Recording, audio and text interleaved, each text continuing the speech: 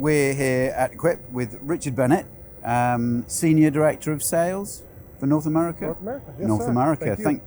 Thanks for joining us. Absolutely, we appreciate you guys coming by. It's always lovely to visit Husqvarna stand, or Thank you. Husqvarna, is it? Husqvarna. Husqvarna. It's been a beautiful, busy day. You guys timed this right. Yeah, we did. It's just coming down. Busy.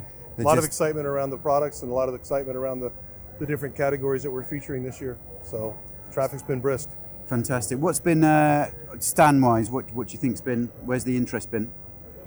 Wow, it's been a huge focus on the robotic launches that we have for next year with the new IQ series of the Automower. A lot of interest over there. Of course, in the U.S., still very petrol and power centric. So we're launching the new 590 blowers in both our Red Max brand and our Husqvarna brand as well. So a 90cc equivalent backpack blower has been a huge talk point. A lot of folks have spent some time. The world's most powerful blower. Yeah. And so it's a claim that we're really, really proud of. It's something that our customers have been looking for. It reduces the amount of effort that they're having to do, and it actually increases their efficiency significantly. So a lot of focus on that. And then, of course, the idea that we offer the customers a choice of what they want to use for power. In the U.S., we have both battery and petrol. So that's something I really wanted to talk to you about. We were last here 2 years ago. Okay. And we actually came on the stand and chatted to you guys. Then we were just starting to see battery sort of creeping in properly, and the robotic side as well. We then felt right. It's because over the other side of the pond, it's really taken off. The battery and the robotic side. Not as much battery and robotic products as we thought this time around. I think it's interesting. As you look at the U.S. marketplace, the residential adaptation of battery has been very rapid. And it's the ease, it's the simplicity of not having to mix fuels. Yeah, sure. Whereas the professionals, I think, are still a little bit more reluctant to choose to go to battery because of the question marks around chargings and solutions to ultimately being as efficient as they want to be. And then, of course, from the independent dealer side, dealers look at both directions. Dealers want to sell a quality product that they believe is going to give equal performance to the petrol. So it's one of the reasons we've had select markets where it's been very successful, and we've had others where maybe the customers themselves have been a wee bit more reluctant. The main goal that we're trying to position on this year's displays is really to show both. Yeah, sure. So this way, the customer, the dealer, they can position it where they're most comfortable. If they feel more comfortable with a petrol trimmer or a petrol blower, they can do such. But at the same time, for the efficiencies and the lack of emissions, they can shift to a hedge trimmer that's battery powered, or a pole saw, or maybe a tool that they don't use as frequently. Battery is actually a better solution because you don't have to worry about aging fuels. Yeah, I mean it's a matter of time, isn't it? I mean it's an inevitability. I got that out. That battery is going to replace gas or petrol as we call it. How would you see, with more battery products, there's less servicing requirements, less aftercare. How would you see that perhaps affecting the route to market through the dealer network? So I think it's interesting because people say that often when we first look at it, we say, well, there's not going to be the service levels that there has been with petrol products because there's not the filters to clean. There's not the moving mechanisms inside. However, most of our tools, all of our battery tools that we build today still have serviceable items on it. So you're still going to break throttle triggers. You're still going to break control panels. So you're shifting what was maybe a technician that was working on replacing a carburetor. And now that same technician now has to be more educated and more fundamentally sound on replacing a control module or maybe updating the wiring or updating a software system on a robotic mower. So I think it's a change more so than an elimination of the service. Bit of retraining going on. It's a retraining. And it's a recoaching on the methodology to do such. Because you're still going to have tools that wear. They're still wear items.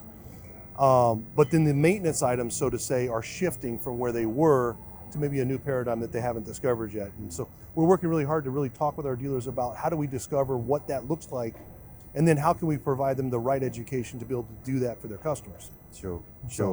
And thank you for that. And then another area is robotics. It's really catching in the UK now. Yeah, massively. massively.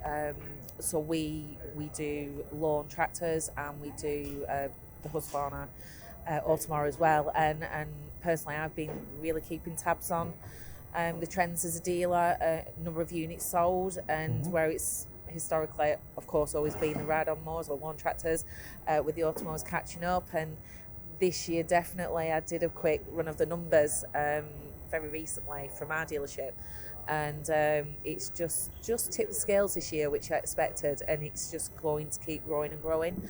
And that's for the homeowners, but equally we are seeing that in the commercial, particularly with the Ciora. It's a fantastic product. Sure. The golf courses, the football clubs are really taking an interest in it. It's really turning the heads, and it's becoming a really popular product for us. So Jo, you were saying earlier on you were quite surprised in regards to the flip that there is over here regarding robotics in residential versus professional. Yeah, absolutely. So obviously I'm familiar with the UK market and know a little bit about the European market, but with the obvious advantages that there are for homeowners to switch to robotics, it really did surprise me that the uptake's not been there as quick in the US. And that's what I've heard from quite a few people now. I just find it quite interesting. Sure. Yeah, it's been, that's something that's sort of, a few things have stood out to us, but I think one of them is in the UK, the professional use of the greenkeeper at the golf course, or the football stadium or soccer stadium, as you'd call it. It's just been the last 2-3. They really see the advantages of it, because obviously those sectors are struggling to recruit in regards to, especially golf courses and things like that.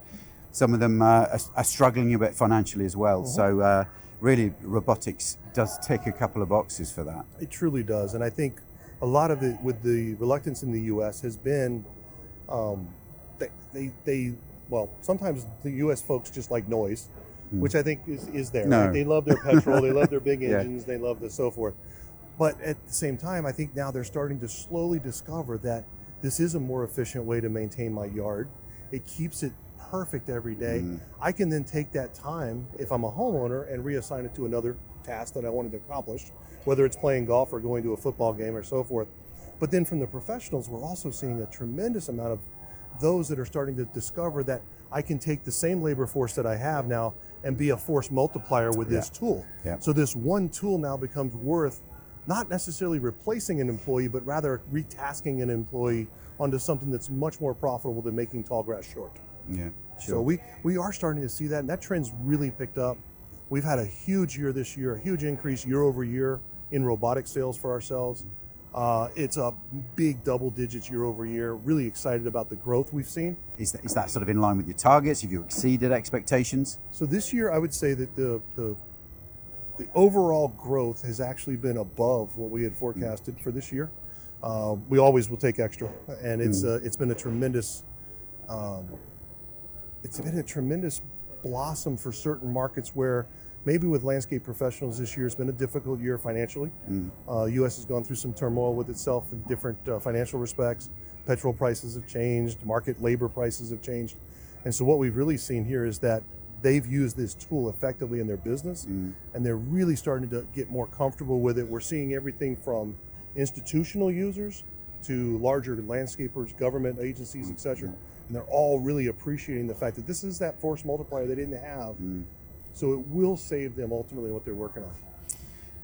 And just sort of finally, we've always seen Husqvarna have, I think it's fair to say, very much led historically the robotic side of the market.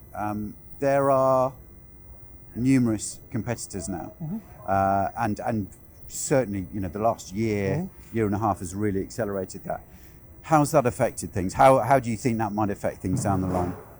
So I would say, when I look at it from the perspective of Husqvarna, the fact that there's more people getting into the business brings attention to the category, brings attention to robotic mowing, just like it does for batteries. Yeah, it's good. And so having more competitors is not necessarily a bad thing.